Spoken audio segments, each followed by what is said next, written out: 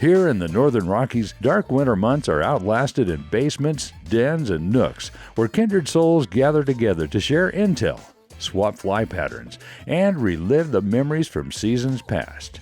This gathering spot, known locally as the February Room, is the inspiration for this podcast. No matter the season, the door is always open to those with a fly fishing story to tell. Brought to you by CD Fishing USA, the North American distributor for composite development fly rods and accessories. 40 years of Kiwi ingenuity and graphite technology now available at cd-fishing.us or your local CD USA dealer. Follow us on Instagram, YouTube, and Facebook. And remember to go fishing. Here's your host, the Carnops, and this is the February Room. Western Montana is a really complex fishery. The guides who have been at it for a long time have a vast knowledge of the three main rivers, their tributaries, and the Missouri. And one of those guides is Brooks Jessen of Trout Zula. So, Brooks, thank you for joining me today. Yeah, thanks for having me on. I'm excited to talk to you guys. Well, and as we were saying earlier, every time I went to the grocery store early in the morning to get my cup of coffee, we would always joke, oh, Brooks is at it again. Every morning, without a skip, anytime one of us was at the grocery store in the morning, your vehicle would be there. So I know you have a huge work ethic. You worked really hard. You've been a guide forever. And I'm just really intrigued to hear one of your fishing stories. Yeah, thanks. Yeah, I've worked for a lot of different awesome outfitters in Missoula, and pretty much all of them over the years. And one guy started giving me a lot of trips, and so then I kind of just ended up being 160, 170 trips a year sometimes. So I've since cut back, and I got my outfitter's license a few years ago, and I don't work as many days as I used to. But yeah, we're happy to be out here. Put it that way. What's one of your most memorable times on the river? Well, this one goes back a ways. I've had a lot of crazy stuff, but one thing I'll talk about a little bit is how competitive outfitters are. And there are a couple of outfitters and guides, we really want to get our people into fish. And some of the sections around here, if you're not lead boat, like first boat, the fishing can be pretty hard. Or say, put it this way, if you're fishing behind a boat or two that puts their boat in the wrong spot, or they just work the water really hard, you can have a tough day if you're behind them. That's just on certain sections where there aren't a lot of fish. And so one outfitter who is pretty sneaky, he'll kind of, I think he pays a shuttle guy to lie about where he goes sometimes. So the only way you find out where he's at is when you end up on top of him. And so that happened one time. So I'm going to put in at this one spot. I called my shuttle guy. There's nobody there. So I get there, and here's this guy. He goes, "What's going on?" I goes, "Well, you aren't supposed to be in here." "Yeah, well, I changed my mind." I'm like, "All right, well, I'll go somewhere else." "So where are you going to go?" I said, "Well, I'll go to Miller Creek." Said, "All right." So I grabbed my clients and started heading to Miller Creek because I didn't want to put on behind this guy. And in the meantime, he had another boat going, and he called a guide and said, "Hey, Jessen's going in at Miller Creek. Hurry up and get in ahead of him." Yeah, serious. So I get there, I get to Miller Creek, and sure enough, this other dude, this is 12 years ago, pulls in there. And he and I show up at about the same time. And I'm kind of grumpy. I worked a bunch. And I had a couple boats ahead of me for a couple days that were kind of making my life harder. And this dude's like, "Hey, bro, I'm just going to row down ahead of you." I go, "No, bro, you're not. You're not going to row down ahead of me." And so we're kind of going back and forth a little bit. And so I told my guys, "All right, we're going to get in the boat and we're going to row. And so don't even think about fishing." And so both of us, we get our two boats in the river, and we're working for different outfitters, obviously. And we aren't really talking to each other because we're kind of angry. The two guides are, at least me and the guide that I have respect for this guide. He's a good guide, but I just didn't want to fish behind him that day. And I actually called the shuttle in first. And so I have one guy that's really fish needy. Like, he has to cast all the time, and he's really type AA, I call him, where he's up in the front of the boat and wants to cast every piece of water. And I told him, "Hey man, just sit there for a while." So we both launched our boats, and it was like a race. So I'm digging hard on the oars, he's digging on the oars, and we raced for, I'd say, almost an hour. And neither one of us, I'm looking over at him and he's looking at me, and it's like we got our boats in reverse, and I would have stopped. He was ahead of me a little bit, like maybe 100 yards initially. He got a little bit of a hole shot on me, and and I would have stopped and fished a couple places, but he put his boat right through the middle of where the good holes were. So I said, well, I'm just going to row until I catch this guy. And so I'm rowing and I'm sweaty, and I see him rowing, and finally I start to get I pull even with him, kind of like a crew team, like Harvard versus, whatever Ivy League school. And I look over and he's like, what the F, man? He looks at me and I'm rowing and I'm sweating like crazy. And my clients are pissed because they haven't been able to fish. And this is literally an hour later. And finally he drops anchor and puts his arms up as I row by him. And so I row down ahead, go around the next corner, and there were fish rising all over the place. We just railed fish the rest of the day. So it was kind of stupid, but that's just kind of how sometimes guides get kind of annoyed with other guides and outfitters, and every now and then we kind of, I don't know.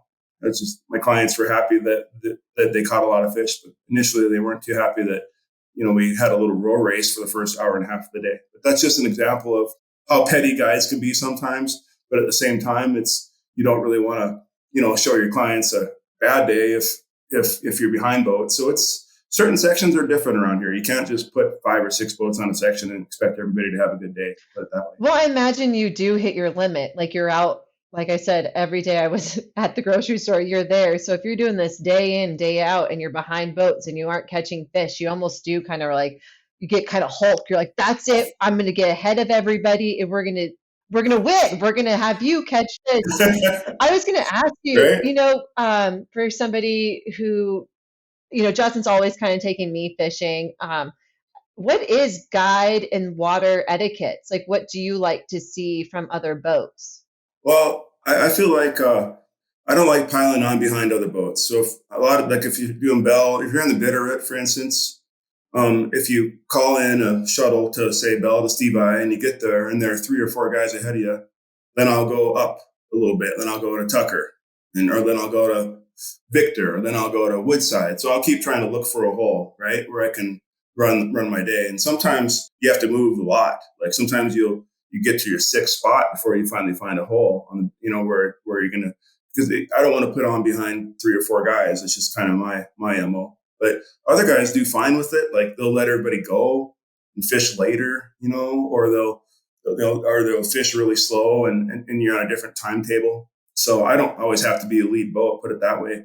But I think etiquette usually is whoever calls a shuttle in first, if you get there and you're putting on and 3 or 4 guys come in behind you and they start rowing down ahead of you and say, hey man, I'm going to row ahead of you. Well, dude, I called in here first. So just so you know, we're going to be seeing each other on the river today. So don't get pissed if I pass you or whatever. So, but you try to do this politely, and you don't want your clients to know that you might be kind of a little bit annoyed with somebody.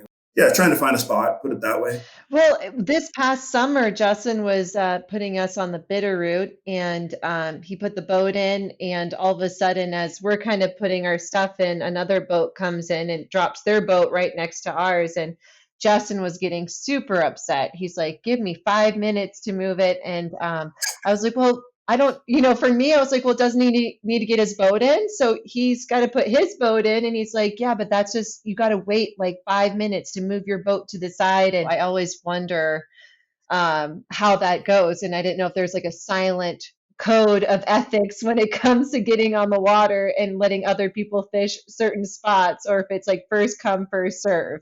Yeah, kind of a little bit. I mean, you get in there first, and the non-commercial guys, like the rec guys, I'm always really polite to those guys. Like you try to not, you don't want to piss off the local guy who has a day off from work and he's taking his kid fishing, so I always try to, and obviously we help the guides too and the outfitters, but yeah, it's different here. It seems like there's a different etiquette in Missoula, Clark Fork, Bitterroot, not so much Rock Creek or the Blackfoot, but people here don't like to pile boats. At least a lot of the vet guides and outfitters have been working for a few years. So we try to work around each other, just so everybody has a better day. Yeah. Well, I mean, I think that there should be like a code of ethics on the water before you get on the boat. Like, let's all try and enjoy it. We all want to catch fish, and especially with the summertime. I mean, boats can be piled up. You could drive through. I mean, sometimes we'll be driving to go fishing, and Justin goes, nope, nope, not this one, because if you see too many boats, and then I'm like, well, I want to go fishing at some point. I want to go,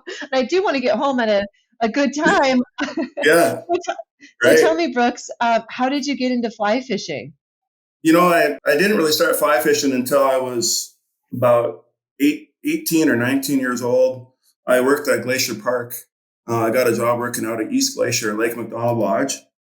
And prior to that, my mom was from Montana and my dad is from North Dakota, but they met and uh, got married. And I grew up in Ennis, Montana. So that's where I'm originally from. And so I did a lot of fishing with my dad, in little lakes and rivers and streams as a small child. And then when I was in, I guess, this early school years, my parents moved from Ennis to North Dakota. And so there I did a lot of walleye fishing and bass fishing, northern pike, and just basically fished a lot. And then when I had a chance to move back to Montana, I did right when I got out of high school and got a job in Glacier. And I started fly fishing a little bit right on these little creeks that came out of out of the east side of Glacier Park, which is an amazing place. I mean, it's just so beautiful there. Midville Creek, Upper Two Medicine, Middle Two Medicine. It's just a really cool place to hang out, put it that way. If you guys get a chance, definitely go check that part of the world out. But so I started fly fishing there. A friend of mine gave me a fly rod and I kind of walked down to the river behind where I worked and started fishing little ant patterns. And another really good friend of mine from Pablo, or Ronan actually, because I lived in Ronan for a few years. He was a really good fly fisherman, and he kind of coached me, taught me how to cast and stuff. And that was 30 some years ago, I guess. But anyway, Glacier, I kind of cut my teeth on those waters out of Glacier, and had some experience with grizzly bears there, and it was a pretty crazy place to learn how to fly fish, put it that way. And then I fished on the reservation a little bit. There's some pretty good fishing up on the res, and then that's kind of how I started. But I learned how to spin fish first. Really, I fished lakes and rivers, and I was a spin guy first, and then I kind of became a fly fishing guy later. I love spin fishing. That's how I learned too, and it was super fun. I guess I had a lot more success with spin fishing than I do with fly fishing. I know you just said that you had grizzly bear encounters. Have you had grizzly bear encounters while fly fishing? Yeah, I did once. It sucked. What happened?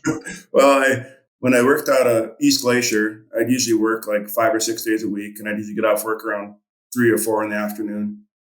And I had a day off one time, so I went to a place called Middle Two Medicine Lake, and you have to drive onto the park. You drive through the Blackfoot Reservation, you drive onto Glacier Park, you go through, you talk to the park ranger or the warden or whatever you call them, and there are all these signs saying, don't, go off the trails. So I grabbed my fly rod and I had my wading boots, and at the time I caught a lot of brook trout and a couple little rainbows. And at the time I'd actually keep some of the brook trout because we'd go back to the lodge where we worked at. There's like a dormitory, and we'd all stay there and drink beer, and I'd eat some brookies, or I'd keep a few fish and eat them. And anyway, I go in almost to where upper and lower Two Medicine Lakes kind of come together. There was a kind of a marshy area in between, and now there are all these little beaver dams. And so I kind of walked off a trail maybe 150 yards or so, and I'm kind of bushwhacking it and walking on these beaver dams from one spot to the next. And it's really brushy, and I'm casting into these fish, and I caught 3 or 4 nice little brook trout. And I threw them in I had a little creel, like an old school creel, and I'm kind of walking along, and then I see the damn willows in front of me move, and they start just moving a bunch, and then I hear this crash, and I look ahead of me, and I didn't know if it was a moose or a bear or what, but it was kind of like that scene from Jurassic Park where the guy's trying to hide from the velociraptors or whatever they're called, and I just see this brush coming at me and this great big animal coming right towards me and charging me. And so I was in about waist deep water, and I dove by myself, so I dove, and I kind of completely panicked. I didn't know if I should yell or play dead or scream or what, so I just panicked, and I kind of dove to the side, and I could feel this thing go by me. Like I was like, okay, is it gonna? And I could tell it was a bear, right at the last second. And is it gonna bite me in the back of the leg, or is anybody gonna find me here? All these thoughts go through your head. Where's it gonna get me? And he just kind of falls charged me, ran right past me. And so I kind of got myself back up, and I could just see where he went, crashing through the brush and stuff.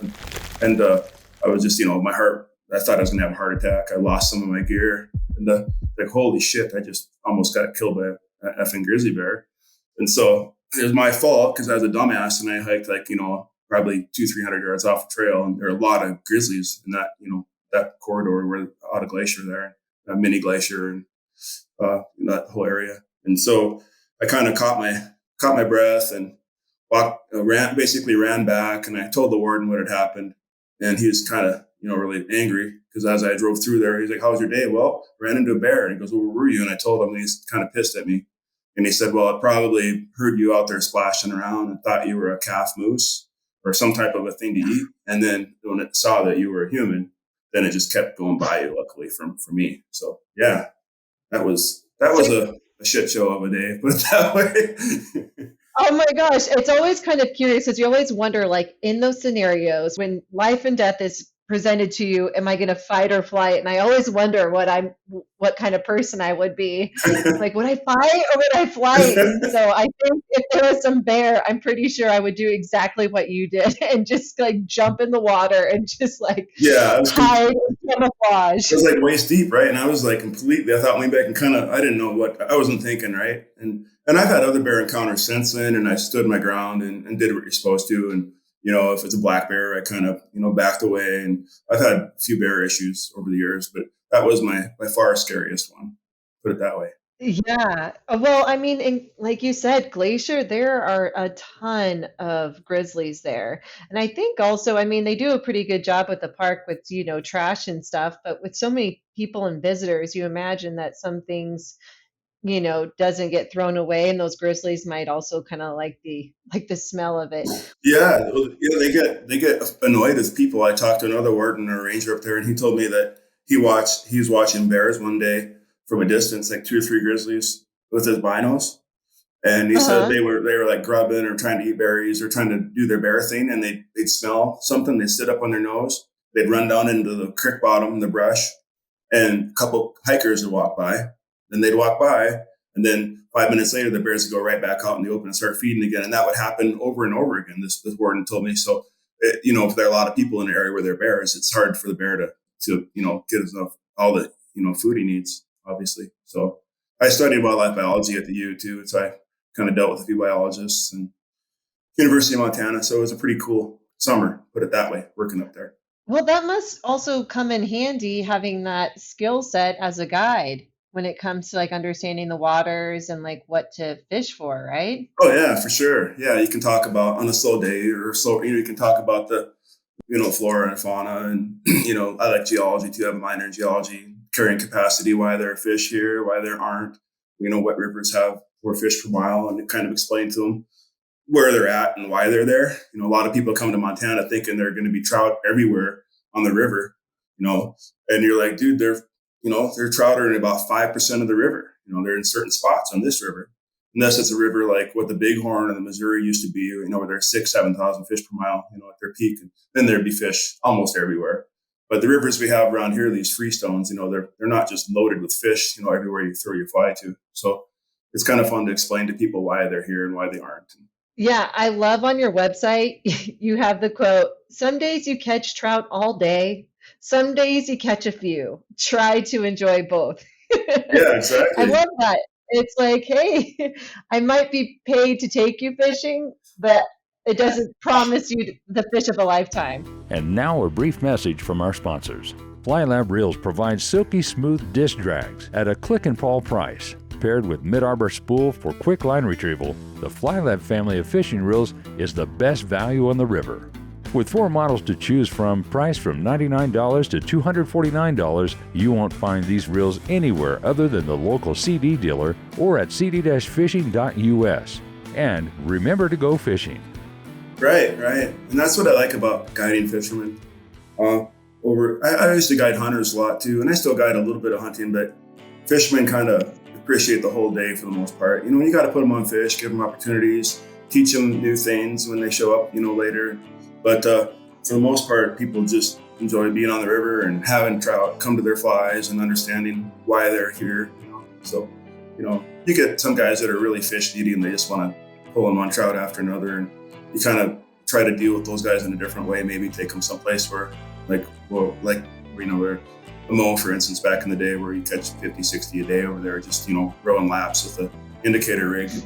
So, but, which is a lot of people like that too, but I'd rather have a little solitude more and try to catch fish on dries or at least dry droppers. I don't like the nymphs very much. I'm more of a dry fly guy and dropper guy and a streamer guy if I can find a guy that likes to fish streamers or a lady. My daughter and son like streamers, and they're both getting good at ripping streamers. So streamers are fun. Anyway, change the subject. Oh no, I love streamer fishing. I think it's so much. I think I can throw so much more line out with the streamer than I can with the fly rod. Yeah. I mean, with the fly on, and it makes me look cooler for some reason. I'm like, yeah. Let it load. Yeah, you'd be happy, slap it right to the bank, And you can fish streamers like a dry fly sometimes, where you fish a big yellow yummy or JJ's or some big flashy streamer that you can see, and so you hit the bank with it, strip. You'll see these fish come off the bank and grab it. So it's a lot of times streamers are visual, and that's a lot of fun when you're seeing these big fish just roll on chase a streamer off the bank. I've even had it where you're watching your streamer and your streamer just disappears. Well, a brown trout ate it. And the brown trout's the same color as the water, so your streamer goes away, and like, what? And then all of a sudden, there he is. Wow, that's cool as hell. So streamers you can be creative with them, and the more you fish them, the better you get. A lot of guides don't teach their guys to fish streamers very much because it takes a lot of work, and a lot of our guests don't like to cast that much. It's a lot of work for a while. A lot of guys are more dry fly guys, but yeah, streamers are awesome. See, and I think I'm just such an active person. I love streamer fishing because it's constant movement and your arm does get tired. Like after a while, it's almost like when you're working out, you got like a 5 pound, like this is the easiest thing. And then like 30 minutes later, you're like, this is the hardest thing I've ever done my entire life. And so streamer, I mean, in the beginning, I'm like, oh, I'm so good at this. Look at me. And then like 10 minutes into it, I'm like, so Justin, you think we should switch the fly? Maybe we should do something different because it is a lot of work. I know you were saying earlier that you're kind of not guiding as much. Is there a reason behind it? Are you slowly trying to get into retirement mode, or what's going on? A little bit. I just I started guiding in 2001. I guess it's my first year, and then in 2007, 8, 9, I was working. From February all the way into December, pretty much 6-7 days a week. It seemed like with hunting and fishing, but mostly fishing. And I just worked too much, I think, and around year 13, 12, 13, I was like, what, I need to my shoulders were starting to hurt. I was rowing about too much. And my wife got a different job, and I had some other things come up that I could manage my money a little differently and didn't have to work quite as much. And so I kind of thought, I'm going to cut back and work 100 days a year, hopefully. That's kind of my goal, and maybe 90 days. And then once I became an outfitter, I can make a little bit more money, because the outfitters, they take a cut of the guide's wages, but so I don't have to work quite as much and still get paid about the same. But I also wanted to be fresh for my guests too. And these people are spending a lot of money to come out here and see you and see Montana. And you don't want to be the fried guy who just kind of grumpy and kind of yells at people when they miss fish and stuff, because they're spending a lot of money, and you want to be there for your guests. And I feel like maybe guys that work too much or put too many days on the river, run so many days in a row, after a while, they're just, they're kind of not, sometimes miss it a little bit. And I think it's good to kind of know your limits. And and as I've gotten older, I just can't work quite as much as I used to. Well, and plus, in case you do need to beat the boat in front of you, you got to have some fresh arms for that. No, it's interesting because I do interview a lot of guides and outfitters, and they always get kind of at the end, they're like, what's the end game?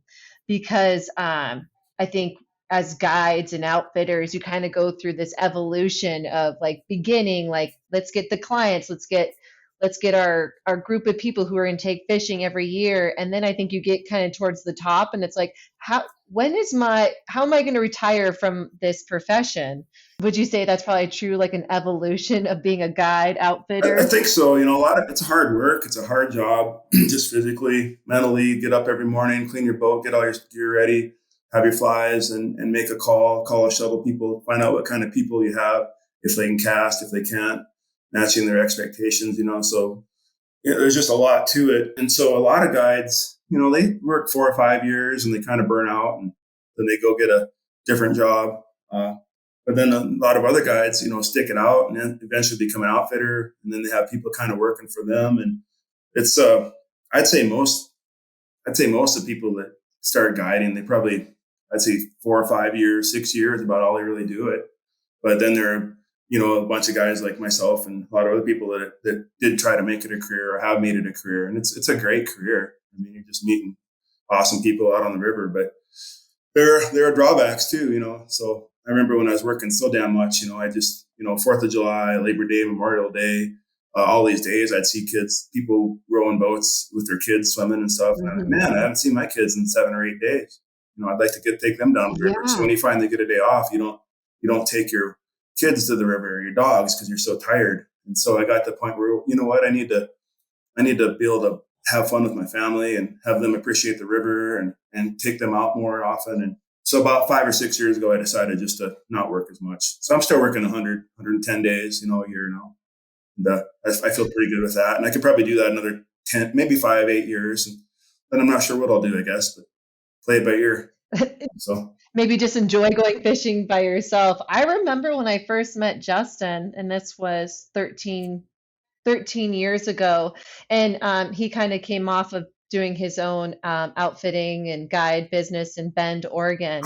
And he never went fishing when I first met him, like never. And he was really into archery. And then about 2 years after we were together, was like, I'm going to go fishing. I was like, oh, okay. Like, I'll go fishing with you. And then watching him on the river, I was like, wow, why don't you do this all the time? Because Justin can really throw a line out, and he was having so much success. And he said that he got burned out. That's the thing, that he was like, I didn't even want to pick up a fly rod. I didn't want to look at a fly anymore. And, just like you, he was guiding all the time. And I think it's hard to balance it out because first off, it's a living, so you have to make money. And then on your time off, the last thing you probably want to do is go back on the river that you've just been spending your entire time. So I think it'd be kind of hard to find that balance. Exactly. I ran into Justin years ago, and this is a weird story. He was a great guy, and I ran into him on the Blackfoot. And I think it was Justin that this is about when he went and did something else for a while, but he told me, I think, that his client got hooked. Like she hooked herself in the eye. Have you heard this story? Yes. Yeah. And yep. And he's floating into, I think it was Russell Gates or Harry or maybe Scotty Brown or something. And he's like, my client hooked herself in the eye. And thank God I pinched the barb on that thing. And he did everything perfect. I think he put the covered her eyes and got her to the hospital. And I think everything was fine. But like, he was just so professional to take care of her the way he did. And we got to take care of people out there. I mean, people don't realize how many perils are out there. And so that when the water's high and you have people that are, maybe harder to get in out of your boat or bigger or aren't real apt to go up and down, help you, do portages. So you have to really consider your clients are taken care of too. And so I think then if you do work too many days or something, you might not maybe think of the things that are important. Does that make sense? Oh, absolutely. You might be too exhausted to take, to pinch, make sure that it's a barbless hook, or make sure that, you're reading the water. Because, sometimes you might go, I've been doing this so much, I know exactly what's going on, but you never know when a log jam has changed or the weather has changed. And have you ever had any like perilous situations, dangerous situations? Oh yeah, I have. And I probably started guiding before I should have, put it that way. I wanted to be a fishing guide pretty bad. And it was so competitive, and there were these really good outfitters back in the early 2000s that had a lot of trips. And so I got my outfit or my guide license probably a little quicker than I should have probably rowed more. But I learned on the go, and everything was pretty solid, and I became a good rower, after a couple of years, and luckily had nothing bad happen. But on Rock Creek, I guide for an outfitter who has a Rock Creek permit. And there was one guy that used to run his hard boat up there, and I always ran my raft on Rock Creek. And I can't remember this one guide who's a really good guide, kind of cocky, young guy in really good shape, and he would run his drift boat. He didn't have a raft, and so I'd always run my raft. And I remember I was on Missouri for like 4 days. And I had to go to Rock Creek and work up there. And it was Upper Rock Creek, way up on the top end of it. And you know what? I got my hard boat. If this other guy can run, we were working together. If he can run his hard boat in there, I can run mine. And so we put on together, we're having a nice day. My clients broke their flies off, cast it into some bushes or whatever. So I tried to kind of back into this little back eddy with my drift boat. And there was one log that kind of stuck out at a weird angle. And I thought, well, I could just slide in behind it. Well, it hit the stern of my boat and kind of hooked a little bit where my anchor bracket and the stern, where the bracket comes down. And it kind of twisted it just enough. And as I spun the boat around, it pinched it under the log. And the whole boat just filled with water and sunk. Like in a matter of like 3 seconds. All my shit's floating down the river, like my flies, my barbecue grill, my cooler. It looked like a yard sale, right? And luckily, we went around this corner, and my one guy went swimming. The one guy in the front, he fell out. The guy in the back was smart enough to hop up on the bank, and he was pretty agile, thank God. And so I kind of spun around the corner there, and I grabbed the one guy, drug him out, and I looked, and both of my guys were okay. They're on the bank. All my stuff's floating down. My boat's just bobbing down the river, like watching it float away. It pretty much stunk. And I feel like the only mistake I really did that day was running my hard boat. Really, I mean, there's hard boat water and there's raft water, and Rock Creek is not hard boat water. I made a mistake. No. But that never would have happened if I. And Rock Creek's dangerous to rafts too. I mean, there's always people flipping up there and getting in trouble, but you always have to be looking down. But I screwed up there. And so anyway, we come around the corner there and we kind of get our bearings. And the other guy came around the corner like, holy shit, what happened? Because he sees us standing there in the bank with no boat. And then my fucking boat sunk. Pardon my French. So we gotta go get the boat. And so we luckily the boat only went maybe 200 yards and around a corner, and it's lodged against this log jam in the middle of the river, just rocking back and forth. And so I hop, and of course my oars were gone, all my gear's gone, everything's gone. And so my boat's completely full of water, and it's sitting there like a big tub in the water. And the other guy's, all right, we get one shot at this. I'm going to row you by it, and you're going to have to hop out and hop in your boat and bail it out until it can float. And so I'm in the back of the boat. He had his clients on the bank, obviously, and we rode by it. I hopped out, and then I sat there and I bailed it out with his cooler or a bucket or something until it started floating again. Then I was able to luckily there's a gravel bar, and I was able to drag it down the river and get it to the shore. And then I had no oars, and my spare oar, my oar, everything was gone. And so I asked the other guy, where's your spare oar? And he didn't have a spare oar that day. I'm like, really? And so my clients just sat there, and this is way up around Rock Creek. All right, guys, I got to go get some oars, because it was at a spot where we couldn't, there's no place to pull out. It's way up there. So I walked to this farmhouse about 2 miles away, and I borrowed some guys' oars and came back and rode them down off the river. And that was I lost a lot of gear. My insurance covered my clients' gear because they lost cameras. They lost, their keys, their fly rods, everything. And so the insurance that I had covered everything for them, but it didn't cover my stuff. I got some of my flies back. I found them down the riverways, but our flies, I had, 4 or 5 boxes, with 1,000 flies in each box or 5. So I lost, $5,000-$6,000 in flies and my rods and my gear and everything. So that was a pretty shitty day, put it that way. But so you hear, all these guys that have never sunk or flipped a boat, and I hope they never do.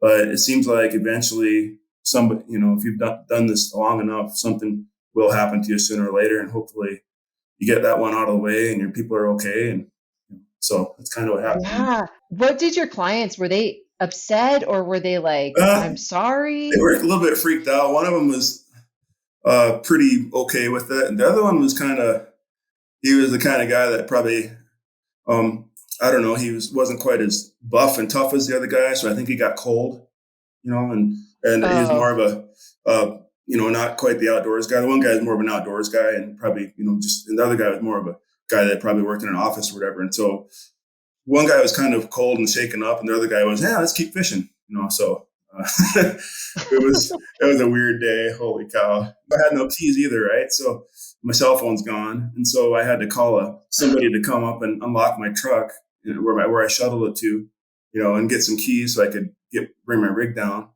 It was so weird. And so I called my wife. Finally, I went to a farmhouse and called her, and I had to guide the next day. And so I was like, I called the outfitter and told him what happened. He goes, "You want to guide the next day?" He goes, "Well, I guess, yeah, I better get back on the horse, right?" And so my wife's running around town trying to get flies and gear and oars and stuff so I had my raft anyway, but at the time I think I only had one set of oars and I just, used them back and forth for both my drift boat and my raft.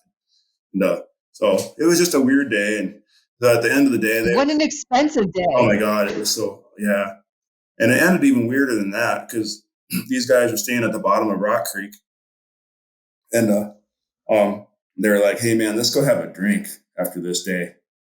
And so we were able to get their rig down there. I got the new set of keys. I dropped them off at their rig, and they were like, "Okay, let's go to where Rock Creek Bar there, where they used to have the Testicle Festival."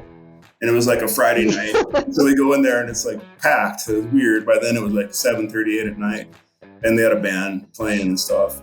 And I just sit down on this chair, and I got a big whiskey, a double Crown and Coke or whatever. And kind of talking about how we survived and blah, blah, blah, blah, blah. And I'm just kind of talking to these guys. And it takes a different story.